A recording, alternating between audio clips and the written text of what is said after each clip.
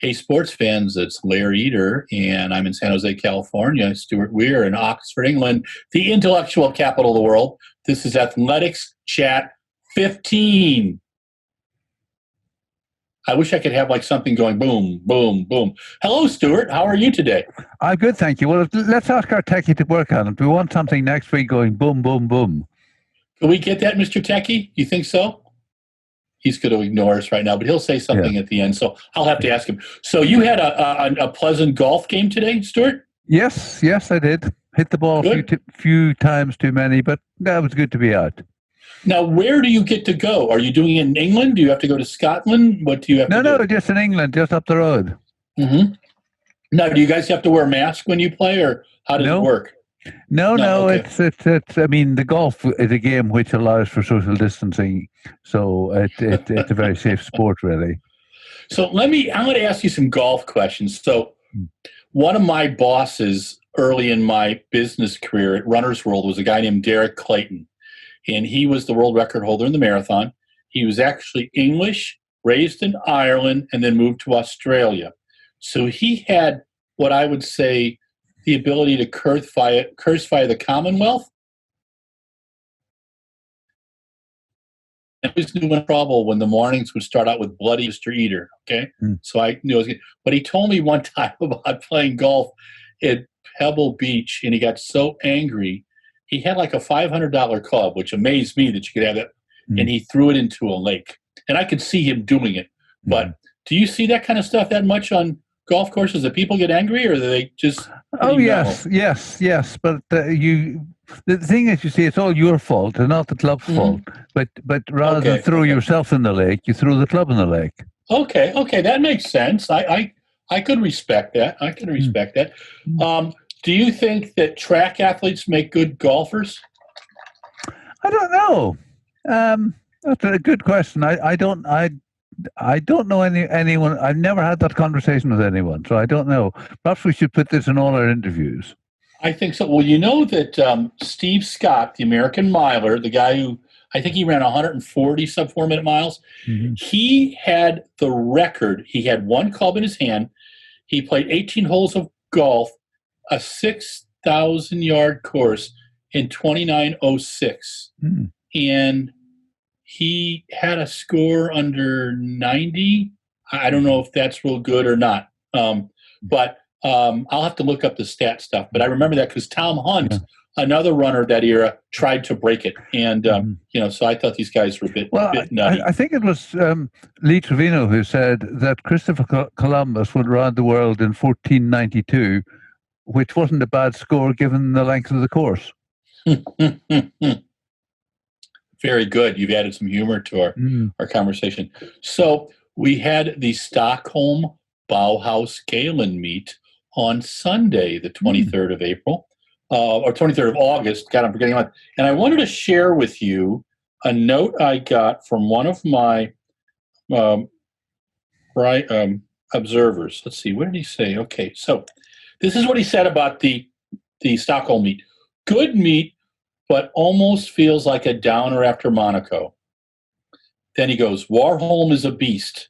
2 runaway wins. Chariot can't be beaten.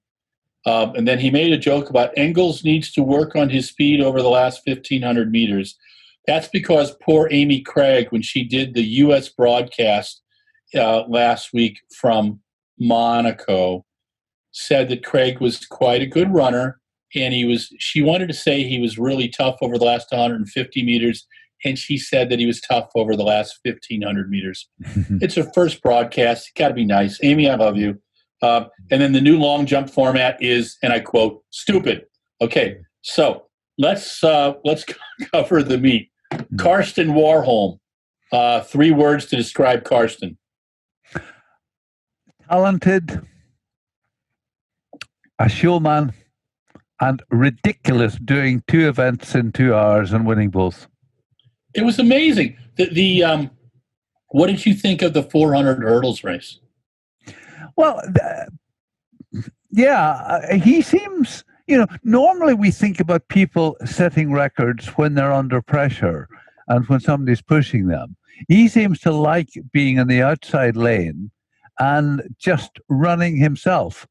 And he was pretty close to the world record, despite hesitating and clipping the final hurdle. So, if he hadn't done that, perhaps he would have been, I don't know, breaking it very close to it. You sort of feel it must come at some point. Yeah. That the 400 meters seemed like he let everything wait till the last 100. Been powered by everybody, but my gosh, he is a beast, an absolute beast. What other events were you impressed with in Stockholm? Well, it was the first meet that I can remember in a long time where we had 4 British winners. I mean, you can say that some of them the quality wasn't as great, but I mean, Laura Muir, the way she just took control of the 1500 and left everyone in her wake. I mean, I think this is a funny year because you don't really know who has had problems training.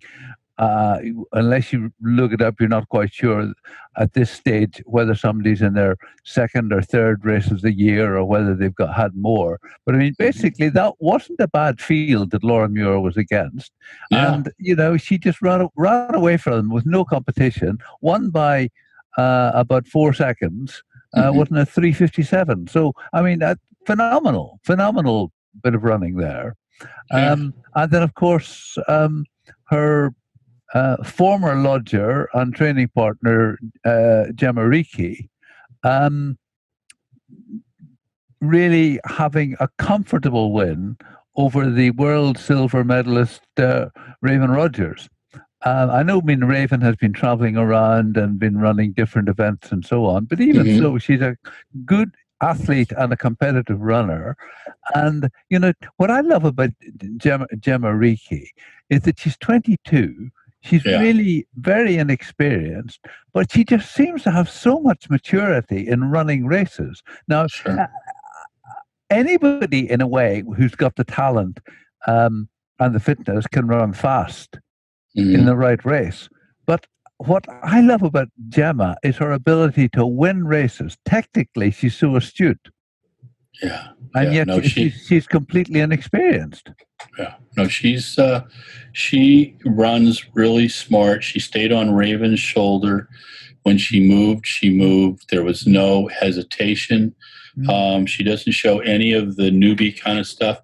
Now, you said former lodger. Is she back in her own place? I believe she is, yes. Okay. All right, then we will. I think it's just that when the COVID restrictions were quite severe, it was easier for her because once you're in a household, the rules are relaxed. So it was easier for her, and of course, it may have suited her canine friend because she brought her dog, and of course, Dr. Laura Muir is a qualified vet. Yes, wow! You get all that services in one place. That's pretty impressive. So Andy Young had 2 winners yesterday. He did. He should be quite pleased. Let's see. The group is split up, I can tell you, because Laura has gone home for a week, whereas Andy and Gemma have gone to Poland to run in Chorzów tomorrow. Okay, cool. We'll have to check that. Hope we can check that meet out. I'll see if I can find it on TV too. Adam Jamili was in the 100 and the 200, and I thought he looked pretty darn good in the 200. I'd like to see him get down to about 22. Yeah, the 200 is his event. Of course, he was 4th in the World Championship and 4th in the Olympics. And then he was 4th in Monaco, and he tweeted, "I'm going to change myself from ADAM to 4D4M."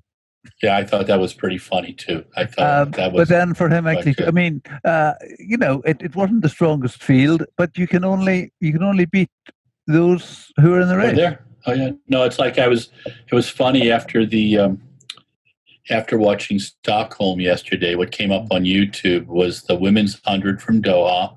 So I watched Dina Asher-Smith take second in there, and then I watched the women's 200 and watched her win. And I remember the snippy comments after the 200. And I was just taken aback because part of the thing is first of all, you got to get there. And if you're not in the starting line, you can't complain. It's not anybody else's fault but your own. Holly Bradshaw got a nice win yesterday, too.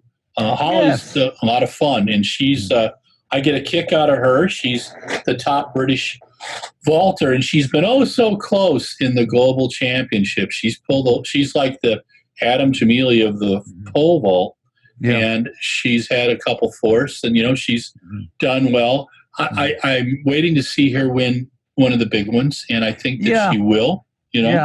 She's got the talent. It's funny because really I had an exchange this morning with Nicola. Her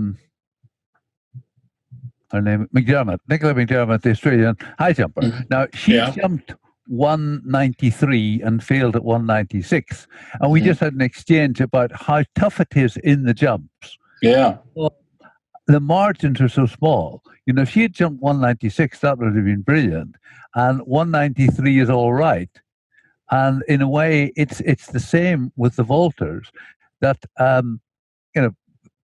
that if Holly had got over the next height, it would have been so much of a better performance. But the margins are so small, and you at times you can get over it and then just knock it off after you're over it. So I mean, Holly is just a really nice girl, and great to see her win.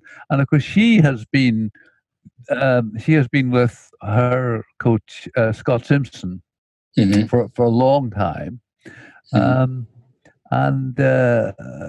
also Dan Pfaff, I think, is quite close to Scott and maybe an advisor to Holly as well. Sure.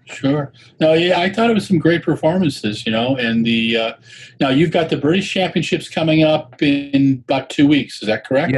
Yes. And do you think that you're going to see good? I mean, Jake Whiteman told me last week in an interview that he's expecting to run the 800 there and maybe one more this year. And it sounds like there'll be a good turnout. I thought Laura Whiteman. I mean, Laura and Jacob both said. I think it remains to be seen. Okay.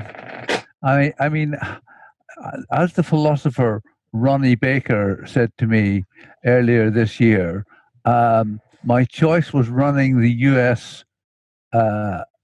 Indoor Championships and just about covering my expenses, or going to Madrid where they were paying me to run.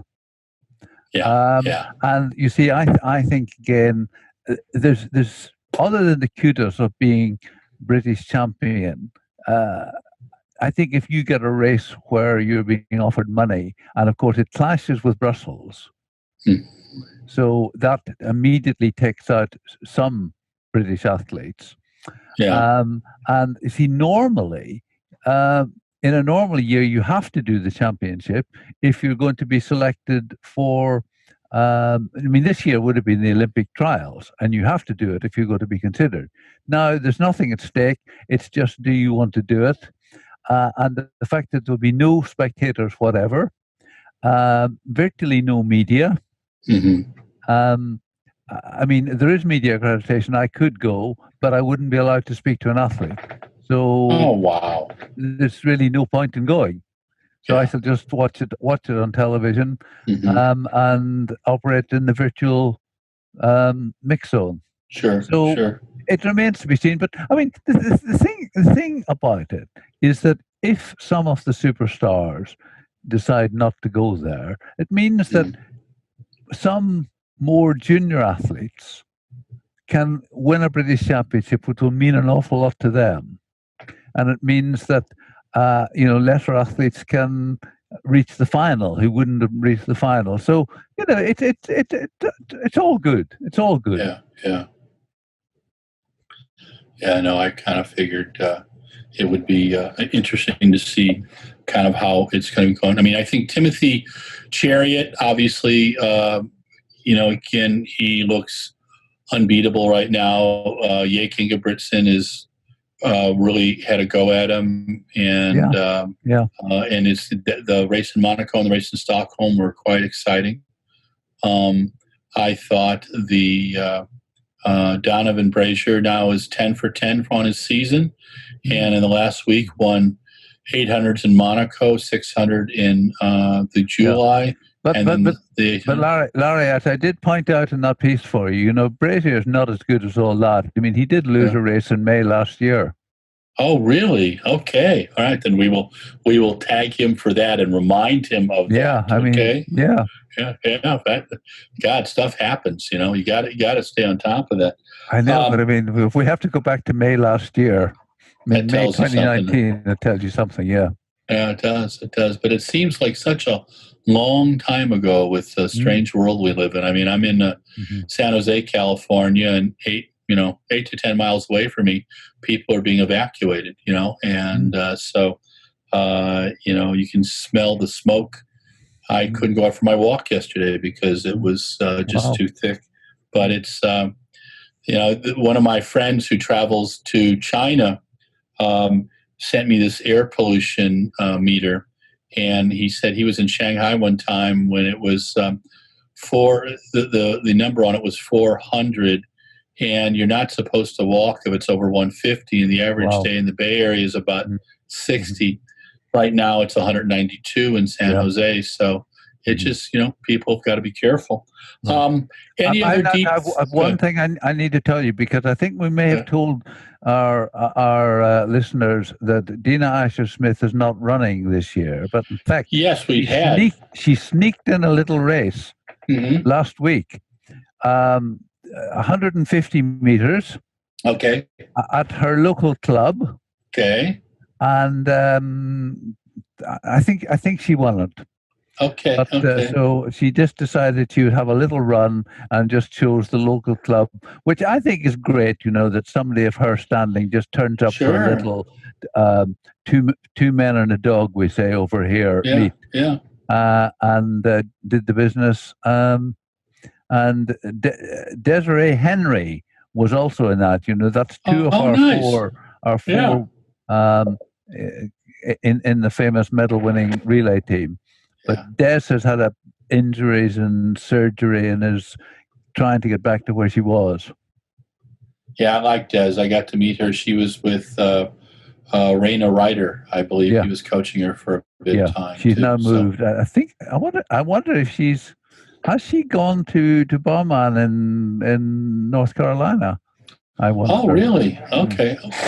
We'll have to do some investigations. It was kind of strange to see the Stockholm Stadium with no people, just those little cardboard cutouts. Yes. And I love that stadium, built in 1912 for the 1912 Olympics. And I remember going in there one time with Chris Turner from World Athletics, and he took me down below the waiting room and showed me the walkout area that Paavo Nurmi used and Jim Thorpe used, and it was pretty exciting, for running geeks. I mean, I always think that there are some very inconvenient things about the stadium, but you have to forgive it when you think it's been there for over 100 years, more or less the same building. No, it's pretty cool stuff. So, I think that. I love the Stockholm meeting, and typically I go to that meeting whatever time of the year it is, and I hang out for a week in Sweden and take the rides up the fjords and stuff and just kind of bum around. And the people are lovely, and the city's a lovely place to walk through, and there's great outdoor cafes. And the ABBA Museum. Oh, I got to tell you, Stuart, I haven't seen the ABBA Museum, but it is now on my list. It's now on my list. Mondo Duplantis. Mondo competed, went 6.01. And so was our dear friend Sam Kendricks, who actually had some polls, but he had kind of a rough day in the office, 5:53. But, who also looked really good were the Ukrainian high jump women, Levchenko, and then Yaroslava Mikhalish. She went 2 meters, so she's the first legal over 2 meters. Yeah, because we don't have our friend Maria Lazinskaya competing right now because the Russians are still in the middle of getting their hands slapped. You threw a statistic at me a few minutes ago. Let me throw one back at you. Sure. Jumping over 2 meters. There's a lady from Croatia by the name of Blanka Blazic. Yes. Who has done that 160 something times. Wow. Yeah, I really enjoyed Blanka. I remember when she was competing against the German jumper in 2009. And I was in a taxi in Berlin, and the taxi driver told me he preferred, he loved the high jump, but he preferred Blanka Vlasic to his own German athlete. They were just quite exciting. And, that's part of the thing. Athletes get a following. They have a temperament. They have a entertainment factor, and that puts it all together, I think, and makes it quite exciting. Yeah. But the Stockholm meet, Stockholm is not Monaco, and Stockholm has struggled for a while. A few years ago, there was probably 7 or 8 now, there was a coup, and the longtime meet director was ousted, and I wrote a couple scathing pieces about how the meet itself wrong by doing, and I still hold with that, but I need to say that the communications director, Johannes, who's been there for a long time and is so Swedish, it cracks me up. It's but he's just a good guy, and they care for their meet. And this year, they really, in a year we really needed that meet to succeed. They succeeded. And you've got to, this is tougher than any year, Oh, yeah. And I mean, watching and writing about it from a distance was easy because the services they provided were superb. Yeah. No, they've done, I mean, the pictures this season, Diamond League, have been glorious. And I'm going to send a note to Martin Gulai today and ask him if he can get us some photos from the East Van Gulai meet, because I'd love to be able to put those up. I try to put 20 or 30 photos up on Instagram and on Twitter and describe it, because our, the majority of our viewers aren't seeing the meets. In the U.S., the truth is, unless you're on NBC Gold or you've got Flow Track or you've got Runner Space, you're not seeing most of the meets, and that's really disappointing. I'm very happy the UK's able to see some stuff now. But only at the last minute was a deal done for the Diamond Leagues. I just don't, for the life of me, understand how World Athletics thinks that the 2 largest athletic groups in the world of fans, and they don't have terrestrial TV for them. It just doesn't make any sense. Speaking of not making sense, we have a London Marathon coming up October 4th, 19.2 laps around King James Park, and I am trying to find a way to get over there. Apparently what I have to do is sit in a hotel for 2 weeks. I'm allowed to do my walk along the River Thames in the morning, and as long as I could get Indian food 2 or 3 times a day and a couple proper beers, I'm happy. So I'm working on that. We'll see if they let me out of this country. The SF Airport, San Francisco Airport, just so you know, now has, it's the first airport in the U.S. to have COVID testing, and their results come back in 13 to 15 minutes. But they're only doing it for the crews. They're going to start doing it for the international passengers, I understand, but I'm going to do some research into that. But London's got Kipchoge and Bekele. Mo's not competing. He's going to be a pacemaker, it sounds like. Sounds like Caleb Hawkins. I didn't quite understand being a pacemaker, but I don't know what the hell that means. I mean, I thought he needed a good race, but I think he's really trying to get himself in shape for the track. And so, and I'll tell you that I was there for that last 5,000 in Zurich in 17, and boy, was that exciting. And I've seen all of his 10,000s and most of his 5s. So, like to see him back on the track again. I had a conversation last week with Vivian Chariot, Hmm. which I will write up for you for tomorrow. Oh, thank you, kind sir. But I mean, she said that she's definitely coming, but she's never run a marathon elite only. She's never run a marathon without spectators. She's Wow. never run a marathon which is 20 laps before. So it's all a new experience. Yeah. She thinks it's going to be challenging because, I mean, she said that she loves running a big city marathon because when you're tired, somebody will shout, "Come on, Vivian!" Yeah. and somehow it energizes you. And now Yeah. there will be no spectators.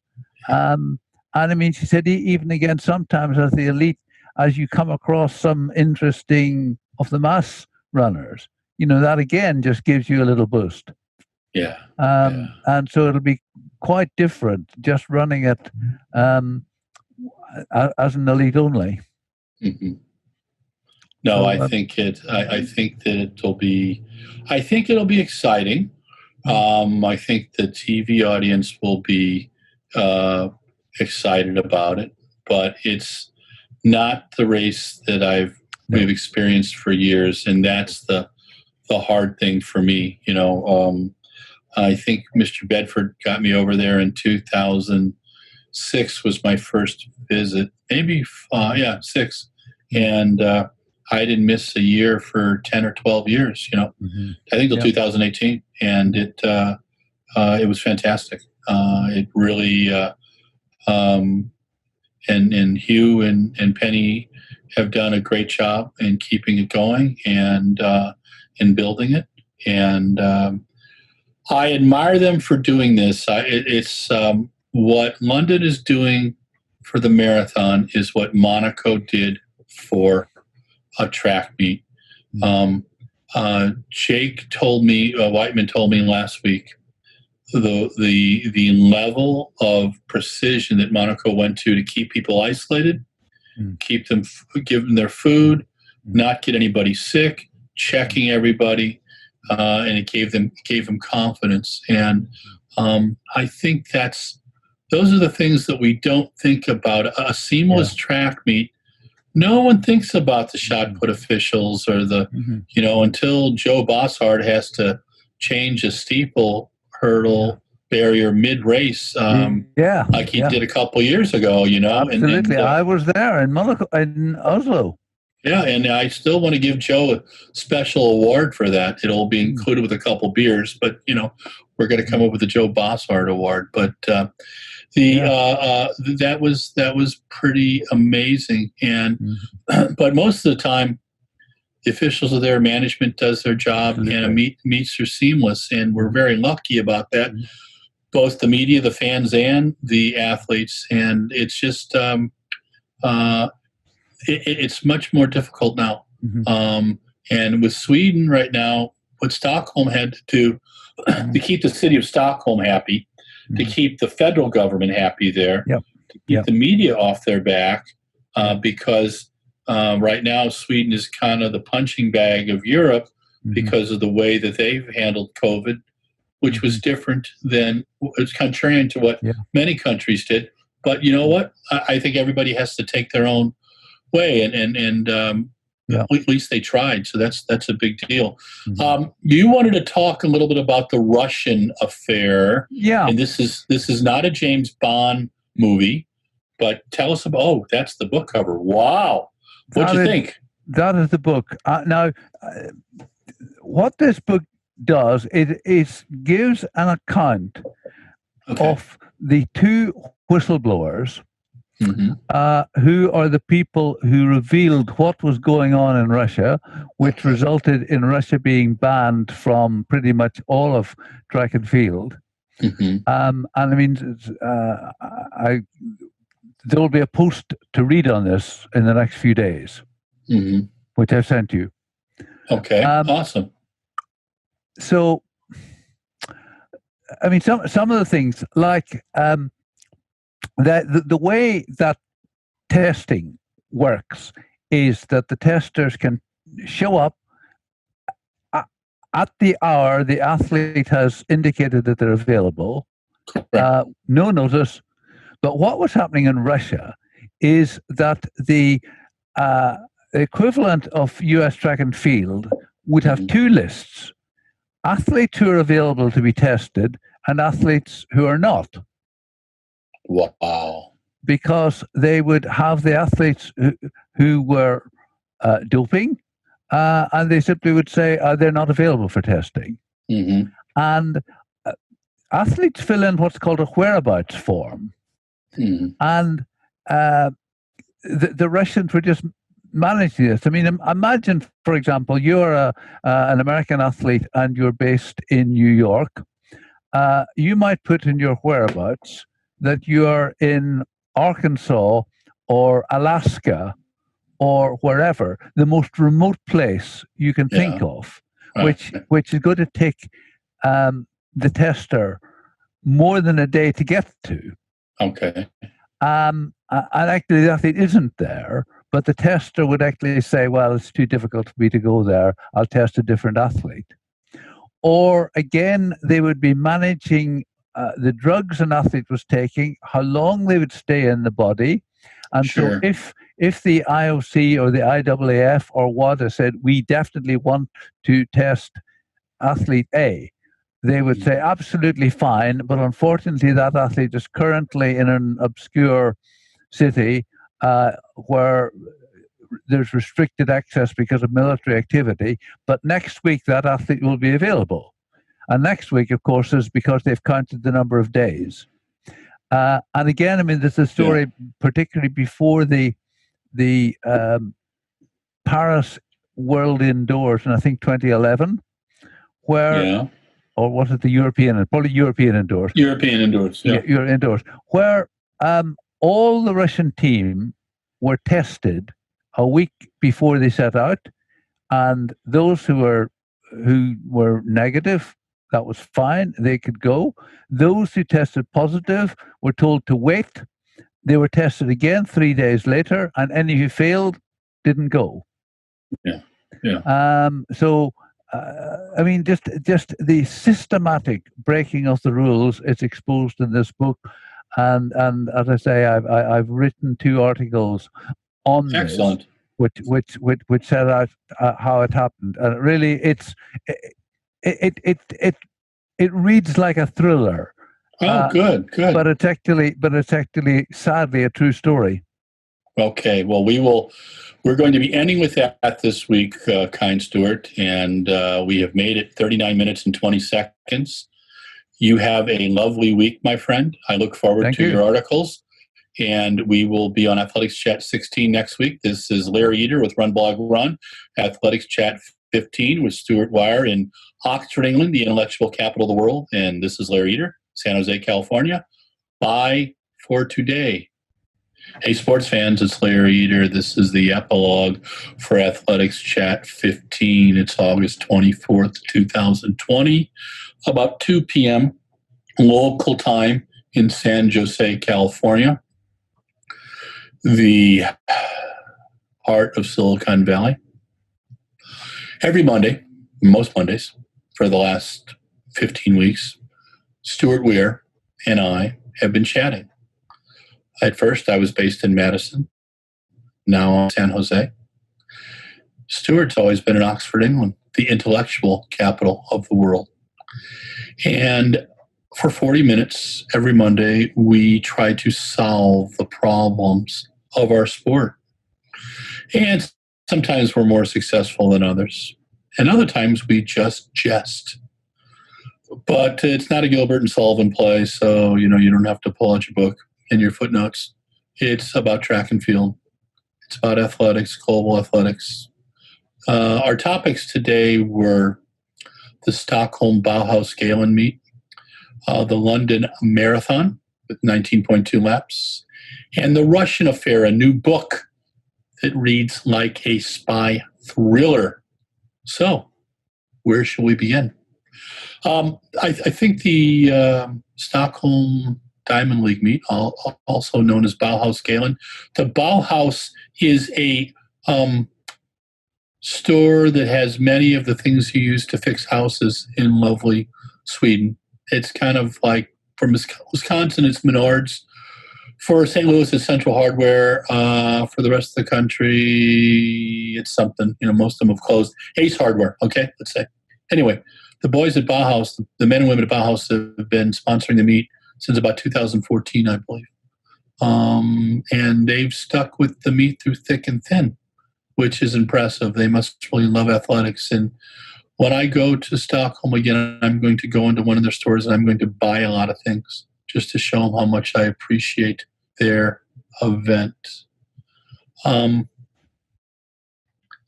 So the Stockholm meet, has been moved around the last few years. It's been in a leadership challenge as well as financially challenged for a long time. For 3 decades, it had the same meet director, and he was ousted in 13 or 14 through no fault of his own. And I chastise a lot of people for it. But got to say that the meet's important. I'm glad Bauhaus is there, and the meet management really did it this year. And they did a good job. They featured athletes like Karsten Warholm, Mondo Duplantis, the Ingebrigtsens, the Daniel Stahl, Simone Pettersson, a huge group of women high jumpers from Sweden, Angelika Stone took second in gold. So it was the combination of great local talent, great country talent, and global talent. Athletes the like of Karsten Warholm, Donovan Brazier, Sam Kendricks, Laura Muir, Gemma Reiki, Helen O'Beary, Holly Bradshaw, Adam Jamili. So some really talented athletes. And in the chilly conditions, a bit windy too. The old 1912 stadium is a fantastic stadium and hasn't really been changed much in the 108 years that it's been around. If you go underneath the stands by the start, you can find the waiting room where the likes of Pavo Nurmi, Billy Rotolo, one of my favorites, and Jim Thorpe waited for their Olympic showdowns and also their athletic showdowns. And the meet, what most people don't know is the weekend after the Ballon Galen, there's a huge youth meeting. I'm not sure if it happened this year with all the craziness with COVID and the pandemic and how it's affected Sweden. But Karsten Warholm, 46.87, the 400 hurdles, 45.05, and the flat 400. What a double! An hour and 33 minutes apart, and pretty impressive. And so let's tip the hat to him. Laura Muir, 357 world leader, 357.86. Gemma Reiki, nice win over Raven Rogers. Donovan Brazier, 10 for 10 now, 10 races, 10 wins. 3 wins in the last week, 800 in Monaco, 143.15, a 115 600 meters last desperate dash at the line for the Gulai, and finally at the Stockholm meet, 143.76, third win. I think his season is now over. And our friend Noah Lyles, I believe his season is over too. The 1,500 men, Timothy Chariot, unbeatable, looks like Herb Elliott. Jakob Ingebrigtsen is getting stronger and stronger, so is Henrik. And Matthew is McSuen, the Australian, ran quite well for third. On the women's side, Laura Muir, Laura Whiteman, and Melissa Courtney Bryant, 1, 2, 3. Brits did quite well. Few Americans. It's just hard to get to Europe right now, so it's rather difficult. But here's the stuff. Jeff Shaver, one of my big buddies, and he's my silent viewer and sends a few comments, said that it was a bit of a letdown for Stockholm to be the week after Monaco. Stockholm's never going to be Monaco. But Stockholm can be Stockholm, and Stockholm did a fantastic job. They had some great events. They reminded us that in this silly world when a pandemic challenges us all, when people fight over wearing mask or not wearing mask and whether something is real or not, when people believe that lizard people have invaded their governments. It's really nice to know that you can turn on a TV and in Polish, Spanish, and English, and Russian, I watched it all last night, you can see people run, jump, and throw. Now, on the jumping part, the long jump, I applaud World Athletics for trying a new approach. I think it was ill-conceived. And as one of my iconic viewers said, just plain stupid. It's like Usain Bolt running the fastest time in the 100 and not winning it. I don't get it. It makes little sense. And track and field confuses the hell out of most sports fans. You don't want to mess them up even more, okay? The altitude stuff, no one's even gotten over that. They don't understand it. And there's so many esoteric things, running in your slippers, running with backwards, running with 2 spikes, running with 4, running with 19, running with 74, running with, a baseball bat in your hand. I just simplify it. Run, jump, throw. Keep it simple. That's what people like about athletics. They like the raw power. They like how happy the athletes are after they win. They like how much they're giving to it, and they can't hide it. This is not professional wrestling. This is athletics. Celebrate athletics, which is what Stockholm did. Love the pictures of Daniel Stahl. He's a character. He could be on my beer drinking team anytime. He went 69, I think 69-17 yesterday. Simon Peterson got a PB 67-72, and Daniel Stahl picked up Simon Peterson and carried him around for a while, which was pretty funny. But, they're Swedes, and they have a lot of fun, and that's what they're supposed to do, especially at your home meet.